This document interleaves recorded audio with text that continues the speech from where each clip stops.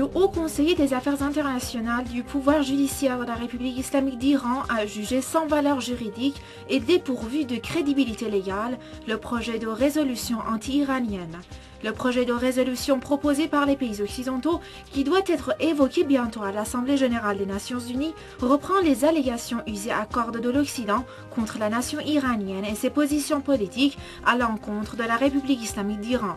Mohammad Javad Larijani, qui est arrivé lundi à New York à la tête d'une délégation juridique pour défendre les positions de principe de l'Iran dans les réunions des droits de l'homme à l'ONU, a qualifié de démuni de crédibilité juridique ce projet de loi qui a un abus politique et une instrumentalisation politique pour dériver les coopérations constructives avec le Conseil des droits de l'homme de l'ONU. Pour ce haut responsable des affaires internationales du président du pouvoir judiciaire de la République islamique d'Iran, la démarche des pays occidentaux, c'est une sorte de mise en cause du Conseil des droits de l'homme. Les communautés occidentales qui sont pleines de discrimination, d'islamophobie, de châtiments, d'arrestations illégales et des interrogatoires accompagnés de torture camouflent toutes ces violations des droits de l'homme sous prétexte de la sauvegarde de la sécurité et de la lutte contre le terrorisme, a-t-il souligné. Le représentant du mouvement des pays non alignés, MNA, à l'ONU a condamné l'élaboration d'une résolution contre l'Iran sous prétexte de violation des droits de l'homme.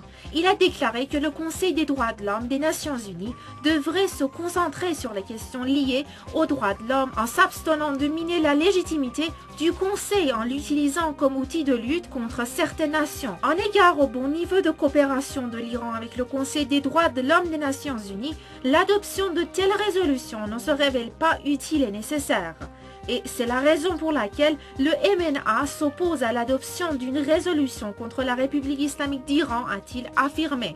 À noter que tout récemment, via un rapport cinglant, Amnesty International accuse plusieurs pays européens de complicité dans des actes de torture, de disparition forcée et d'emprisonnement sous secret par la CIA sur le territoire de l'Union européenne. Le rapport fait état d'actes illégaux commis par l'agence de renseignement américaine en Allemagne, Italie, Lituanie, Macédoine, Pologne, Roumanie, Suède et au Royaume-Uni.